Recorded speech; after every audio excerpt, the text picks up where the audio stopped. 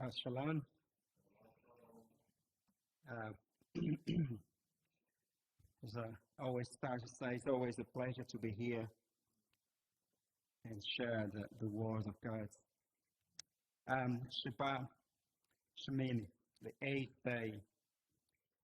It's a brief summary of this parasha, and I'll go in more detail because it's a parasha that is on the build-up for a long time. We can go back perhaps good few months to reach where we are today in this Torah portion. I mean, the core part of this portion is focusing two very, I'll say, questionable gaps themes, which is the death of the two sons of Aaron, and followed by the description of dietary laws, explicitly describing which animals, fish, and birds might or might not be eaten. As I mentioned, it's been a long coming. The narrative of relates to the Meshkan, the building of it. We went through so many different Torah portions. We start with the planning, with the measurements, and with all the sin offerings. How and what should we bring to the Meshkan? And we've been instead of the build up, and today we sort of reach the climax of the build up of the last 6 or 7 Torah portion. Shemin, which means the eighth, or translated eighth day, is basically a continuation of what happened the previous 7 days, where Aaron and his son have been prepared themselves for the final day, the cherry on top of the cake after the assembly of the measurements and the color, the gold here, not there, and that precision engineering construction of the Meshkan. And we reached the day that the expectations were high. Everyone that took part to build the Meshkan was there, waiting for that moment to experience the divine promise, the divine presence, because that is what God has saying, you build me a dwelling, and I will dwell amongst you. So we reached that day. Today is the 8th day, and let's start the celebration.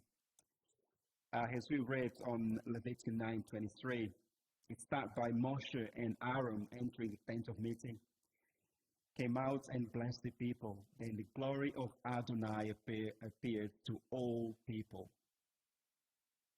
And then continue on verse 10, Leviticus 10:1-3, which starts, Nadab and Abihu, the son of Aaron, each took his censers, put fire in it, and laid incense on it, and offered an unauthorized fire before Adonai, something he had not ordered them to do. At this, fire came forth from the presence of Adonai and consumed them, so that they died in the presence of Adonai. Moshe said to Aaron, this is what Adonai said. To those who are near me, I will be consecrated, and before all the people, I will be glorified. And Aaron kept silent. So this was meant to be the day, the moment of celebration, the joyful day, but in turn turned out to be a tragedy. Now, when we look at this tragedy, the Torah itself, this portion doesn't explain exactly why they died, or then they offered something that Adonai had not ordered them to offer. There's lots of writing, lots of things said, there's lots of explanation, and precisely what went wrong on that. But the straightforward answer will be what happened there. They did something that they should not do. Whether it's because of they got carried away, the day of celebration, or literally just enthusiasm of the climax of the build-up. But the answer is something happened and should not have happened. Now, when we look through this parasha, yes, although there's a tragedy, but there's lots of things we can learn through it. I mean, mainly on the on Leviticus 10, verse 3, just the last bit, and Aaron kept silent, right? The way I look at it is that, the parsha gives us that insight, that courage and faith, because if you are parents and you lose two kids, two sons at the same time, clearly you will not keep silence as a human being. But we have a testament of Aaron, he kept silence. And silence sometimes is better than saying words, because as a human being on this precise moment, what comes to my mind, if you lose two sons, you'll say things that you'll regret.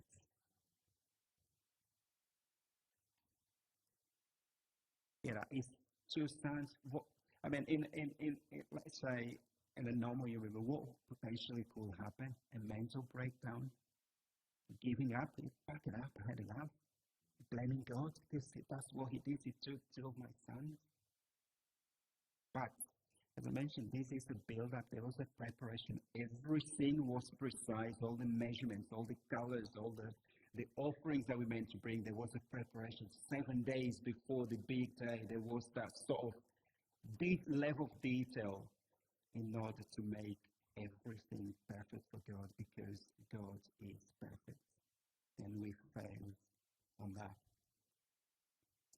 And as a parent, it's a mental breakdown. You're giving up. You blame God because of all this situation. And the list goes on. We can continue to go through the list of what potentially a parent will do, if he or she will lose two kids at the same time, or even one. But what we see in the parasha, Aaron shows strength to grieve, but at the same time not being deflated by the situation. And Moshe as well, he kept that composure and, still being the messenger, the positive messenger, bring that encouragement to Aaron, although he was grieving as well, but that strength that kept him going. And one of the two things, both of them, one thing they have in common, they kept that faith in God. And in saying that, we can draw a parallel of this parasha with what the Jewish people has gone through to the history, difficult situation, difficult time, things that has happened during or after the Holocaust. Lots of people went through lots of difficult situations, and I'm sure there wouldn't be a word or anything you do to people that lost their entire family, other than in God we trust, because He's the God that knows the today, the tomorrow, the after tomorrow.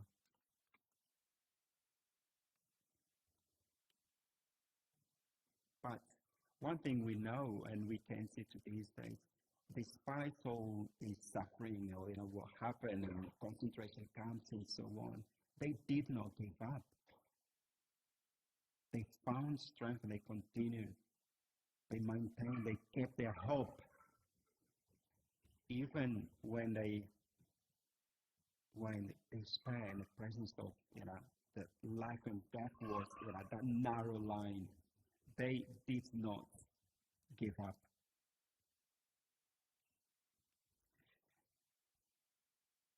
Just like what we see on this parasha, Aaron and the Jews, they did not allow their sense of grief to discourage them, because what tends to happen when we are in a bad situation, the first thing we tend to do is find someone to blame. Scapegoat. Someone is to be blamed, because if I don't find someone to blame, feels like that weight is still, it's still on our shoulders, our heads. We need to sort of find a scapegoat for what tends to happen, for any negative things that happen. And we tend to celebrate when positive things happen because, yes, we did well, we did the right thing, we ticked those boxes. But what we see here is completely different. There was no scapegoats, there was, of course, the hope, the faith in God. One thing to say, it doesn't mean that have faith in God make us invincible to tragedy. It does not. As we see what happened to Aaron here, he was, let's say, a man obedient to God, and this tragedy happened to him. He was a faithful man. He was a man that trusts God, and this tragedy happened to him. But it's the strength that gives us that energy, that keep us going, and continue to carry on and believe that things will be better.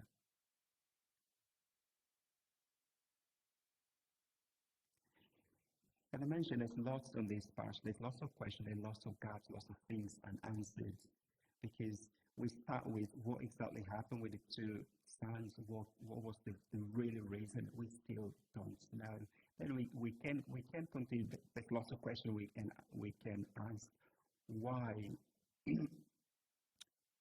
why God picked those two sons of Aaron, not someone else?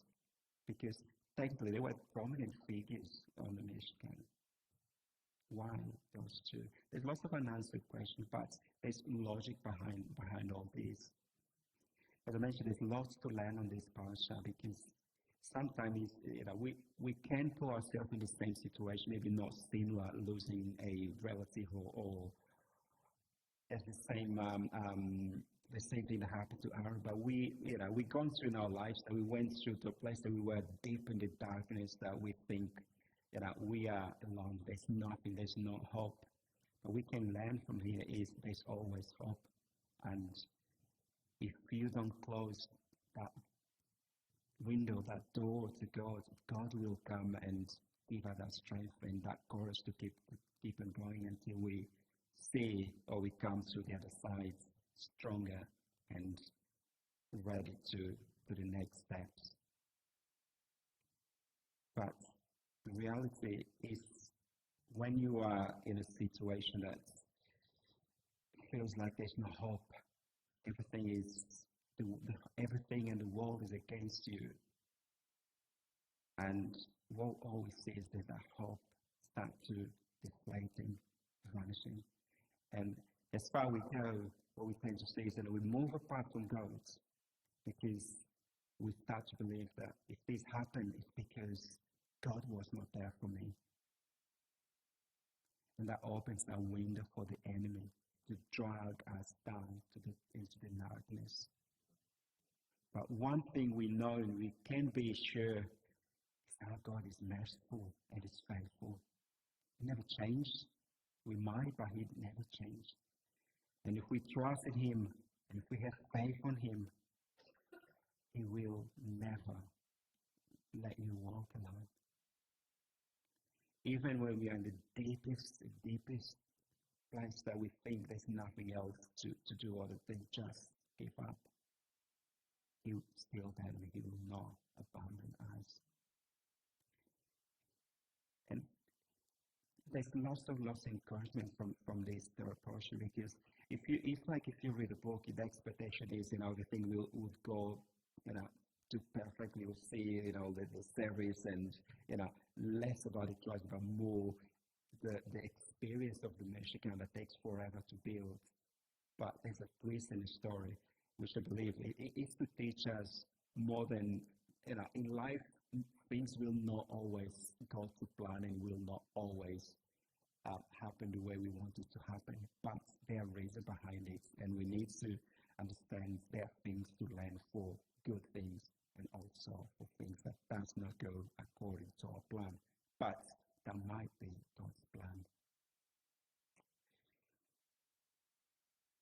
As I mentioned, one of the second part of this story portion we cover quite a lot is a theme that has been said written, discuss, split people, divide, is the kasher foods that we should and we shouldn't eat.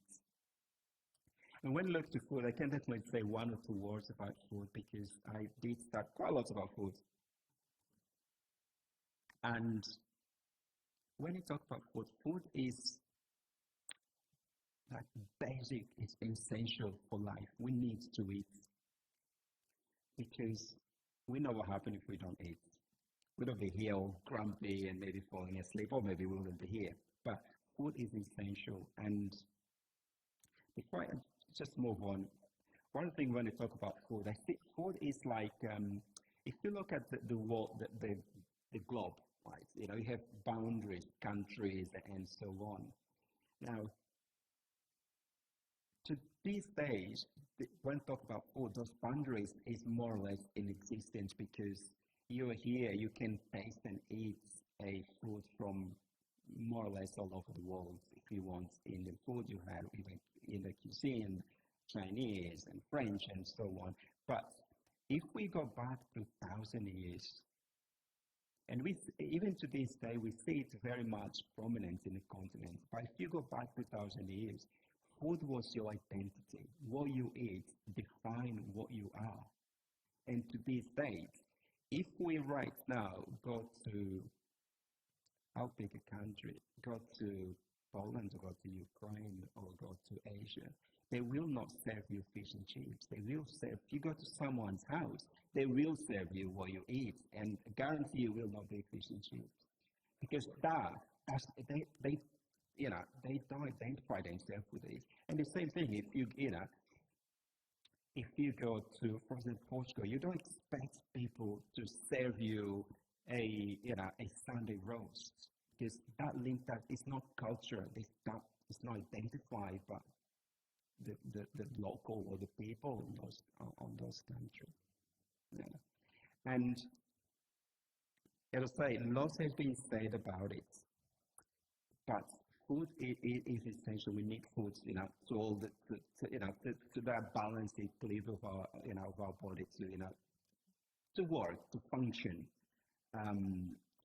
And when we look at it, just going back a little bit, one of the first time, that is actually a fact that I didn't know until yesterday. One of the first dietary commands that God gave to human beings actually happened in the garden, where God first mentioned to Adam and Eve not to eat from a specific tree. That was the very first commandment that came, when it relates to food, that they should not eat from a tree of knowledge of good and evil. For when you eat of it, you will surely die.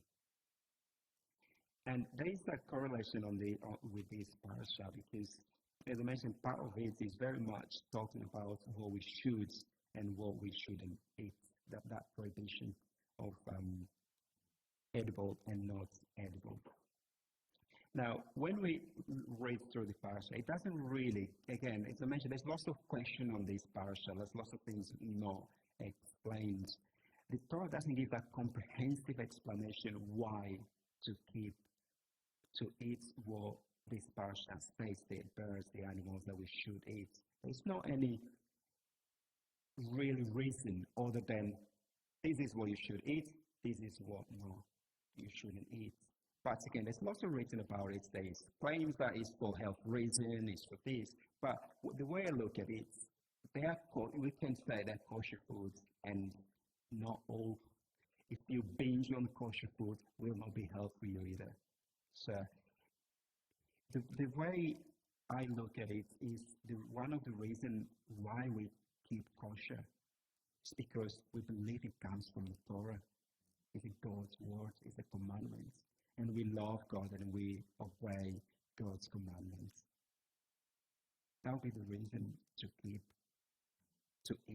all the foods they describe in this parasha. Now,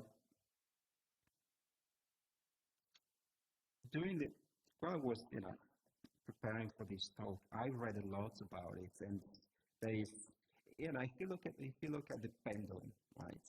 You have the right and left, right? There is the right that you need to the mix of milk and meat and so on, and you have the very left that everything is fine. You eat whatever you want to eat, and there's lots of arguments, what you should and what you shouldn't do, and one of the scripture that keep mentioned on some of let's say the left-wing extreme is Mark 7. And which we read today in my Messianic writing. I'll just go through some of the key just to bring things into context. So on picking up Mark 7:5, when Yeshua asked the question that he was asked by the Pershim. The Pershim and the Torah teachers asked him, why don't your Talmudim live in accordance with the tradition of the elders, but instead eat with richly unclean hands? And Yeshua answered, Yeshua was right when he prophesied about your hypocrisies. As it is written, these people honor me with their lips, but their hearts are far away from me. Their worship of me is useless because they teach man-made rules as if they were doctrines. And it continues. There's nothing outside a person which by going into him can make him unclean. Rather, it's the things that come out of a person which makes the person unclean. It's what comes out of a person, he went on, that makes him unclean. Far from within, out of a person's heart come forth wicked thoughts. And goes on. We read it, and sexuality, morality, theft, murder, and so on. Now, this is one of the comments that is not backed up. We shouldn't keep push. You eat wherever you want because Yeshua say, it's nothing that goes in. It's the things that comes out that make you hungry. I'll just ask you a question. So, let's say we know what we should eat and what we shouldn't eat. If today you go, you leave the synagogue, you go out, and you decide to go shopping or to go walk into the city and buy something that perhaps you shouldn't eat. You buy it, take it home, you prep, you cook, and you eat. Now the question is, the thought process of buying and eating it comes from outside or from within a person.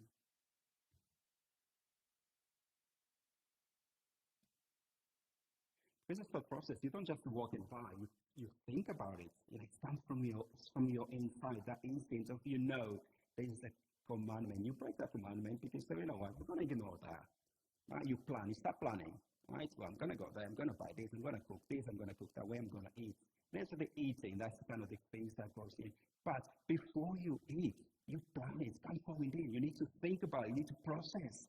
And there's nothing that outside. There's no shop calling you. Come in, buy some pig or some shrimp, whatever. It comes from within. You plan it. You internalize. And this is, while I was reading this and the comments, and that's what he's saying. Every food is clean.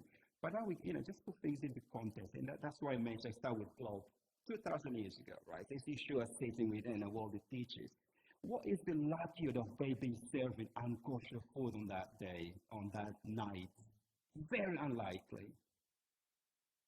Because the comments on that, I know people, I think there's lots of the focus of eating food, but what about the ritual? Is the washing hands, because the food is very likely was kosher. Because they were the people that kept, all the cleaning the pots and so on. That legalism was very much bound to them. But, what Yeshua is saying is very clear. It's what comes inside. From inside that makes you clean. It's just that, self-process. You need to think about it. You need to plan. Things doesn't jump into your mouth. That is, it's fact. You don't go in the shop, see a chocolate, and the chocolate jumps through the window. You need to plan, right? I want to eat a chocolate. Do I have money to buy it? Yes, I'm gonna get in. I'm gonna buy the chocolate I like, and I'm gonna eat it. But again, when you move the pendulum to the other side, is is the mix. You need this, you can't mix this, you can't mix that, and but the Bible is very clear. Like there's a list of what we can and what we can't eat. Why can't you just stick to the Torah? Why can't you just read it and follow what God is telling us, what we could and what we couldn't eat? Why do we need to compensate or compensate things? Because it's clear, it's simple. That's what you eat, that's what I eat. It's kind of black and white, isn't it? But as I mentioned, food is it's not just the eating, it's not just how and what we eat. It's more to it. It's the identity. Because if someone tells you what they like, what they eat, you might start. Well, I mean, let's start by if you go to a restaurant with a bunch of friends, maybe believers and non-believers, Jews and non-Jews. Even let's say they don't know you're Jewish, right? When when you you ask for the menu, what are you gonna have? Oh, what about this? Yeah, it's important if I can't eat it. They don't need to know it. They will start thinking about, oh, what? Okay, so you are, and you fill the gap. It's just because we say we don't eat A, B, C, D. People will get that. Will put the puzzle together. Well, okay, you don't eat it because of it identify us as who we are. But on top of that, when you talk about food, food is yes, it's our identity, but it's a way. It's part of Judaism. It's a way of life. Judaism is a way of life. It's not just about ticks and boxes. How you live. And keep those, keep the commandments that, what we should and what we shouldn't eat. Again, it's that continuous reminder of what the importance of God in our lives. Because mainly in these modern days, because when we look at the food these days, as I mentioned, there's not those boundaries. You have food from all over the world. There's a mix. There's that fusion. Chips with curry, chips with some hot spice Chinese and so on. That fusion, all different foods. And it's not just a fact, it's the fact that we continuously, trying to meticulously understand what is the food we're eating. And the only link to that is because there's a commandment. Therefore, we are careful of what we eat. We look at the ingredients, what it is in it. Because the world, when it comes to food and stuff, has changed, has moved away, 20,000 years ago. Perhaps that simplicity, things were static. If you're in one country, that's where you eat. You move to the country. There was no that mix, that fusion that we see these days. But that reminder that there are things that we cannot eat that connect us to something greater than us, God, because that constant reminder, this is what you should not eat. And this is just food. Again, there's tradition around it. As I mentioned, it's the way you cook it, it's the way you look at it, it's the way, how and when you cook it. There's lots to food just then, you sit and eat. It's part of, we talk about food, we like to eat, we like to sit together and eat and talk. It could be with whole lives and talk. It's that connectivity that link us. It's food, us, and God at the same time. It's that constant reminder. Just to conclude, there's actually a concept that I read through that is very much in line with this parasha today, because personally, I think I learned a lot from this parasha, and they are things that I'll say that molded me really through this parasha, because sometimes we plan things and the expectation is always one, to get it right, to happen how we expect it, but things tends to go wrong. And sometimes and most of the time we tend to find something why it went wrong. something to blame, and which we didn't see on this parasha, that there was no anyone to blame. So, the concept is we want to, everyone wants to do great things. We all want to do great things. We want to achieve things. We want to move on to the next step, to the next ladder. But with that, there's two things that come associated to that. One is the fear of greatness. Who am I? Sure, can I actually do it? Will I manage to do it? Am I the right person to do it? Can I do it? Maybe not. And the other is, who are they? I can do better than anyone. There's nothing that stops me. This one is kind of the sword with two sides. One is, that sort of sense of superiority, and the other is that sense of inferiority. But it's the balance that makes things flow naturally. Keep the balance of two. And it's the balance that, will make us willing not to think of ourselves to be better than others, and we're willing to take advice, willing to ask for suggestion. And when we read the parasha today, perhaps that is one of the things that Nadav and Abiel, the son of Aaron, failed to do. If they didn't know what fire to offer, perhaps they should have asked for advice what to do or which fire should be offered.